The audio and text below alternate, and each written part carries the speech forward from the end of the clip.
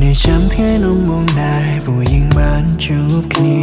នៅចាំថ្ងៃដែលពុំញៀវញញឹមដាបងអូនដើរមកចិនហើយយើងនេះសាសងរត់ទង្វើនោះឡងចងចាំមិនភ្លេចនៅចាំថ្ងៃនោះមកដែរយើងនិយាយទូសានៅចាំថ្ងៃដែលមកប្រាប់ថាស្រឡាញ់ស្រីរកពីសំដីដែលយើងនិយាយសាសងរឿងកន្លងមកចងចាំវាមិនភ្លេចគ្រប់កាយវិការកាន់នៃជីវ៉ាគេស្មើអូនថាធ្ងន់ធ្ងរធ្នមអារម្មណ៍រំភើបពេលជួបស្នេហ៍ពិនពេញមួយជីវិតបងប៉ា